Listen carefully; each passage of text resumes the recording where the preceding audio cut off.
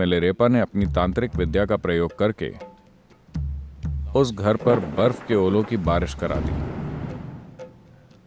लगभग 80 से 85 लोगों की मौत हो गई।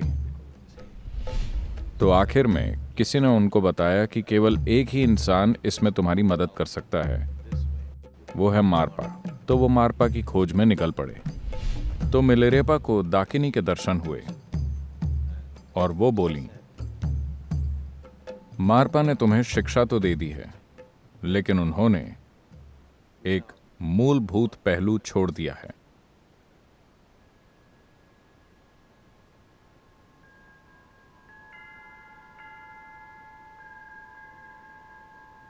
तिब्बत कई चीजों का मिश्रण है, एक संस्कृति, एक आध्यात्मिक प्रक्रिया के रूप में। यहां इस संस्कृति की कुछ महान शख्सियतें आध्यात्मिक प्रक्रिया और तंत्र मंत्र का एक मिश्रण रही हैं। मेरे ख्याल से तिब्बती संस्कृति में मिलेरेपा का एक अलग स्थान है। मिलेरेपा ने कम उम्र में ही अपने पिता को खो दिया। उनके पिता के पास अच्छी खासी जायदाद और मकान थे, मगर उनके मरने के बाद मिलेरेपा के चाचा ने उस जायदाद पर कब्जा कर लिया और उनकी युवा माँ, छोटी बहन और उनके साथ नौकरों की तरह बर्ताव करने लगा। वो तरह तरह से उन्हें अपमानित और प्रताड़ित करता था और उसने सारी जायदाद हड़प ली। इसलिए मिलेरेपा अपने अंदर गुस्से और बदले की भावना लेकर बड़े हुए। जब वो किशोर अवस्था में पहुंचे तो अपने परिवार को छोड़कर चले गए। वो अपनी छोटी बहन और मां को छोड़कर चले गए और अपने चाचा चाची से बदला लेने की सोचने लगे, जिन्होंने उनके परिवार के साथ भीषण अत्याचार और बुरा व्यवहार किया था। तो वो तंत्र विद्या सीखने चले गए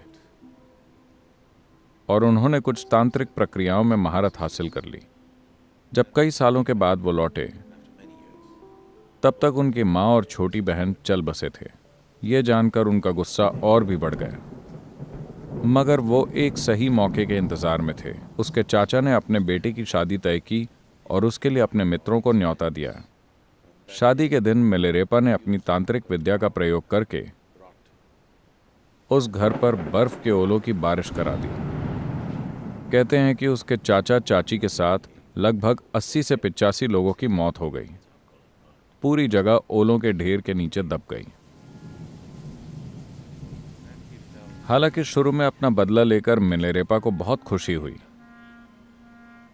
लेकिन जल्द ही उन्हें इस बात का पछतावा होने लगा। अगर कोई संवेदनशील व्यक्ति किसी चीज का दुरुपयोग करता है तो ये उसे अंदर से तंग करेगा। उस प्रक्रिया को जारी रखने के लिए आपके अंदर एक घटियापन होना चाहिए, वरना आप ऐसा नहीं कर पाएंगे, क्योंकि जीवन की प्रकृति ही ऐसी है कि अगर मौलिक रूप से दुरुपयोग हुआ है, ऐसा ज़मीर के जागने या फिर नैतिक कारणों से नहीं होता, बल्कि कहीं गहराई में भीतर कुछ हिल जाता है। तो इसी तरह ये करने के बाद से मिलेरेपा के भीतर कहीं गहराई में कुछ अशांत हो गया। तो उन्होंने तय किया कि उन्हें खुद को इस सब से मुक्त करना होगा। उन्होंने सोचा कि उन्होंने जीवन का दुरुपयोग किया है, बहुत बुनियादी तरीके से। कारण चाहे जो भी रहा हो, उन्होंने जीवन की बुनियादी प्रक्रिया का दुरुपयोग किया है। तो वो आध्यात्मिक प्रक्रिया में लगना चाहते थे। वो कोई ऐसी चीज करना चाहते थे जिससे वो इसी जन्म में अपने कर्म से मुक्त हो जाएं। तो वो गुरु की तलाश में निकल पड़े और वो कई लोगों के पास गए और सभी ने ईमानदारी से ये स्वीकार किया कि वो इसी जन्म में आत्मबोध प्राप्त करने का तरीका नहीं जानते। उन्होंने कहा, हम तुमको कोई ऐसी चीज सिखा सकते हैं जिससे तुम्हारा विकास होगा। करुणा के मार्ग पर चलो, दया और प्रेम के मार्ग पर चलो। धीरे धीरे तुम एक के बाद दूसरे जीवन कालों में विकास करते रहोगे। He was not satisfied with those things.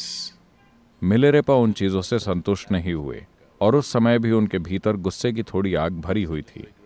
उनके अंदर थोड़ा पछतावा, थोड़ी नाराजगी और थोड़ा गुस्सा था। इन सब की मिलीजुली भावनाएं उनके अंदर चल रही थी।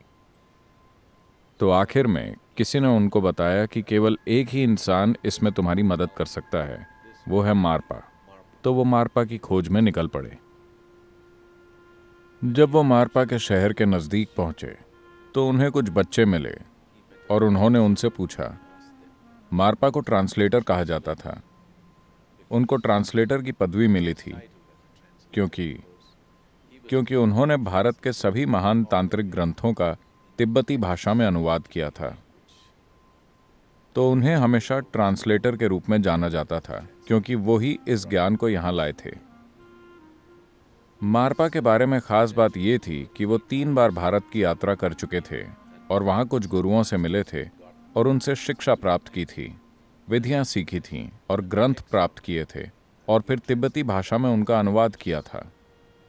तो जब मिलेरेपा ने पूछा, ट्रांसलेटर मारपा कहाँ रहते हैं, तो एक बच्चा बोला, मैं जानता हूं कि वो कहाँ हैं। और वो उन्हें खेत में ले गया जहां मारपा खेत जोत रहे थे। जब वो बच्चा मिलेरेपा को वहां ले गया तो मारपा ने उन्हें देखकर हल को खेत में छोड़ दिया और उन्हें एक लोकल बियर का ग्लास देकर कहा, इसे पी लो और फिर खेत जोतो। तो मिलेरेपा बियर पीकर खेत जोतने लगे। मारपा वहां से चले गए और वो बच्चा वहीं खड़ा रहा। जब काम खत्म हो गया तो उन्हें समझ में नहीं आया कि अब क्या करें, तो वो वहीं खड़े रहे। फिर बच्चे ने आकर कहा, अब आप मेरे साथ आ सकते हैं। वो बच्चा उन्हें अपने घर ले गया। तब उन्हें एहसास हुआ कि वो दरअसल मारपा का ही बेटा था। फिर मारपा ने मिलेरेपा से हर तरह की मेहनत के काम कराए।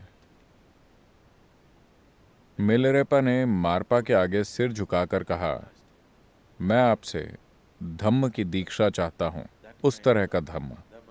धम्म का मतलब है एक विधि या प्रक्रिया जो मुझे इसी जीवन में आत्मज्ञान और मुक्ति दिलाए।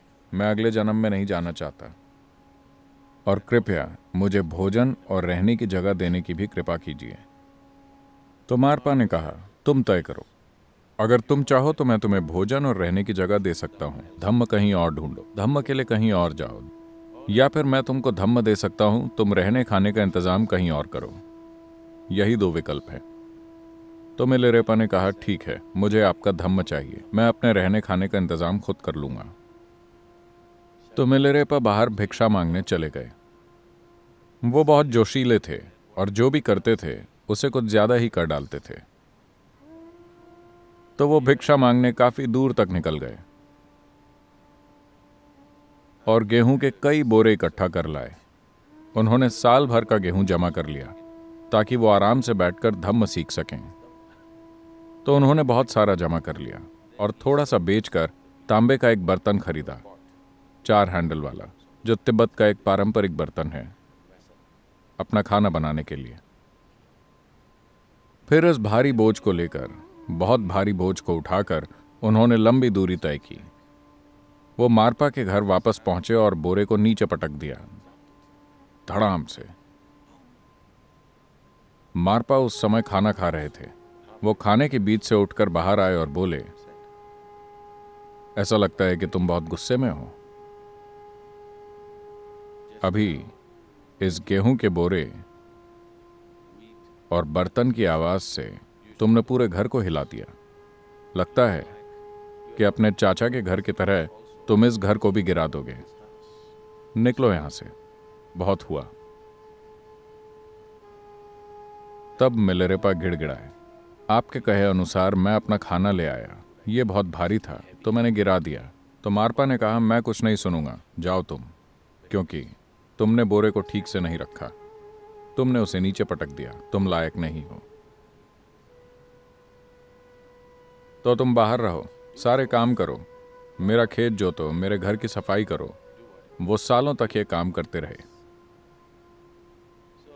बीच बीच में दूसरे लोग मारपा से सीखने आए और उन्हें कई चीजों की दीक्षा दी गई, मगर मिलेरेपा को एक भी दीक्षा नहीं मिली, एक भी शिक्षा नहीं मिली।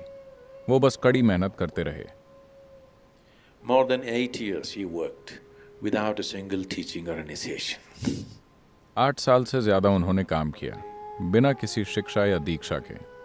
बाकी सभी वहां एक दिन के लिए आते और दीक्षा लेके चले जाते, लेकिन वो इंतजार करते रहे और करते रहे, हर किस्म की कड़ी मेहनत करते हुए। एक दिन वो चुपके से अंदर आकर ऐसे एक सत्संग में बैठ गए जहां उन्हें बैठने की अनुमति नहीं थी। मारपा आंखें बंद करके बैठे थे, तो वो चुपचाप दूसरे छात्रों के साथ बैठ गए, दीक्षा मिलने की उम्मीद से। मारपा आंखें बंद किए बैठे थे। उन्होंने अपना डंडा उठाया, आंखें बंद किए हुए ही मिलेरेपा के पास गए और उनकी पिटाई कर दी। मिलेरेपा लोगों के बीच बैठे थे। मारपा आए और उन्हें अच्छे से पीटा, घसीट कर बाहर ले गए और उठाकर बाहर फेंक दिया। ऐसा बार बार होने लगा। मिलेरेपा थोड़ा इंतजार करते और फिर जैसे ही कोई दूसरी दीक्षा होने वाली होती, वो चुपके से जाकर इस उम्मीद में वहां बैठ जाते कि इस बार उन्हें दीक्षा मिल जाएगी। इस तरह 13 साल से ज्यादा बीत गए, लेकिन उन्हें कुछ भी नहीं मिला। तब एक दिन उन्होंने मारपा की पत्नी से याचना की, जो मिलेरेपा से सहानुभूति रखती थी और उनकी मां की तरह थी। वो गिड़गिड़ाए, कृपया आप मारपा से कहिए कि वो मुझे कोई दीक्षा दें, बस एक शिक्षा, एक छोटा सा ध्यान। मैं कुछ भी नहीं जानता, इतने सालों से मैं यहां ऐसे ही बैठा हूं। तो उन्होंने मारपा से इस बारे में बात की। मारपा ने कहा, ठीक है, लेकिन पहले उसे मेरे बेटे के लिए एक घर बनाने दो। उसे अकेले ही घर बनाना होगा। मैं 3 कोने वाला घर चाहता हूं। तो मिलेरेपा ने 3 कोने वाला घर बनाया। इसमें 2 साल लगे। फिर मारपा ने उसको देखकर कहा, 3 कोने वाला घर मेरे बेटे के लिए ठीक नहीं है, 4 कोने वाला घर बनाओ। मिलेरेपा ने 4 कोने वाला घर बनाया। फिर मारपा बोले, ये अच्छा नहीं है, 5 कोने वाला घर बनाओ। इस तरह कई साल बीत गए। वो अकेले ही काम करते हुए हर जगह घर बनाते रहे। तब मारपा ने कहा, यह ठीक है, लेकिन अपने बेटे के घर के लिए मुझे 60 फीट ऊंचे बुर्ज चाहिए। तो मिलेरेपा ने घर के चारों कोनों में 4 60 फुट ऊंचे बुर्ज भी बना दिए। अब तक मिलेरेपा की उम्र ढलने लगी थी। फिर एक दिन वो मारपा की पत्नी के पैरों पर गिरकर गिड़गिड़ाने लगे, आप कुछ कीजिए, मेरी जिंदगी बीतती जा रही है, मुझे अभी तक एक भी शिक्षा नहीं मिली है। ये क्या है? मैं जानता हूं कि अतीत में मैंने बुरे काम किए हैं, मैंने तंत्र विद्या का दुरुपयोग किया है, लेकिन क्या मैं काफी पश्चाताप नहीं कर चुका हूं? तो ये सुनकर मारपा की पत्नी को मिलेरेपा पर दया आ गई और उन्होंने मारपा के नाम से एक दूसरे भिक्षु को पत्र लिख दिया। वो भिक्षु भी दीक्षा देने में सक्षम था। उन्होंने पत्र ऐसे लिखा जैसे मारपा ने खुद लिखा हो और उस पर मारपा की मुहर लगा दी। तो उन्होंने पत्र मिलेरेपा को दे दिया। मिलेरेपा उस भिक्षु के पास गए और दीक्षा प्राप्त कर ली, लेकिन मिलेरेपा को कोई अनुभव नहीं हुआ। वो भिक्षु भी हैरान रह गया। दीक्षा देने पर कुछ तो होना चाहिए, लेकिन इसे कुछ भी नहीं हुआ। फिर मारपा को इस बारे में पता चला। उन्होंने मिलेरेपा को बुलाया और उस भिक्षु की मान्यता भी रद्द कर दी। फिर घोर पछतावे में डूबे मिलेरेपा आत्महत्या करने वाले थे। तब मारपा ने उन्हें बुलाया और कहा, ठीक है, बैठ जाओ, और उन्होंने मिलेरेपा को शिक्षा दी। मारपा ने कहा, अतीत में तुमने जो गलतियां की हैं, मैं बस तुमको उन कर्मों को काटने के तरीके दे रहा था, मगर तुम बेवजह ज्यादा वक्त लगा रहे हो। If you just go by my word, this would have been over long ago. But you do everything and you take one sneaky way out. अगर तुम मेरे कहे अनुसार चले होते तो ये बोझ कब का खत्म हो गया होता, मगर तुम सब कुछ करते हुए बीच में एक चालाकी वाला तरीका अपना लेते हो। सिर्फ उस चालाकी की वजह से तुमने हर चीज को कई सालों तक टाला है, लेकिन अब तुम्हारा पछतावा तुम्हारे अंतर मन को छू रहा है। तुम इसके लिए जान भी देने को तैयार हो। अब तुम तैयार हो। फिर मारपा ने उन्हें दीक्षा दी और तीसरे दिन ही मिलेरेपा को दाकिनी के दर्शन हुए। आपने दाकिनी के बारे में सुना है? तांत्रिक तकनीक में चीजें करने के लिए हर चक्र के लिए एक देवी की रचना की गई थी, एक स्त्री स्वरूप जिसे प्राण प्रतिष्ठा द्वारा जीवंत बनाया गया, जिसे मदद के लिए बुलाया जा सके। इन शक्तियों की मदद के बिना कोई भी तांत्रिक कोई महत्वपूर्ण काम नहीं कर पाता। तो मिलेरेपा को दाकिनी के दर्शन हुए और वो बोली, मारपा ने तुम्हें शिक्षा तो दे दी है, लेकिन उन्होंने एक मूलभूत पहलू छोड़ दिया है जो उन्हें खुद भी नहीं पता। जाओ और उनसे पूछो कि वो जानते हैं या नहीं। तो वो मारपा के पास पहुंचे। मारपा ने उन्हें देखकर कहा, तुम यहां क्यों आए हो? मिलेरेपा ने कहा, दाकिनी ने आकर मुझसे ये कहा है। मैं नहीं जानता कि यह सच है या मेरी कल्पना है, लेकिन ऐसा ही हुआ है, तो आपसे पूछने के लिए मुझे आना पड़ा। मारपा ने मिलेरेपा के सामने सिर झुका दिया और कहा, मेरे पास भी ये ज्ञान नहीं है, तो चलो भारत वापस चलते हैं। वो दोनों मारपा के गुरु से मिलने के लिए भारत गए, जो नेपाल और बिहार की सीमा पर कहीं रहते थे। उन्होंने चलकर पूरा रास्ता तय किया। वो वहां गए और जब मारपा ने अपने गुरु को यह बात बताई कि दाकिनी ने आकर कहा है कि ये एक शिक्षा नहीं दी गई है, गुरु ने उनकी ओर देखकर कहा, यह तुम्हारा नहीं है, ऐसा तुम्हारे साथ नहीं हो सकता। तुम्हें यह बात कैसे पता चली? तब मारपा ने बताया, यह मेरे साथ नहीं बल्कि मेरे एक शिष्य के साथ हुआ है। तब गुरु तिब्बत की ओर मुड़े और अपना सिर झुका दिया। उन्होंने कहा, आखिरकार उत्तर के अंधकार में एक छोटा सा प्रकाश चमका है। फिर गुरु ने मिलेरेपा और मारपा दोनों को बुलाकर इस जीवन में संपूर्ण आत्मज्ञान प्राप्त करने की पूरी शिक्षा दी और वो दोनों वापस लौट आए। मारपा, जिन्होंने एक गुरु के रूप में शुरुआत की थी, अब मिलेरेपा के शिष्य की तरह बन गए। मिलेरेपा तिब्बती संस्कृति में एक चमकता हुआ प्रकाश बन गए। कई चीजें जो पिछले 300-400 सालों में तिब्बती संस्कृति में की गईं, वो मूल रूप से मिलेरेपा के काम पर आधारित है।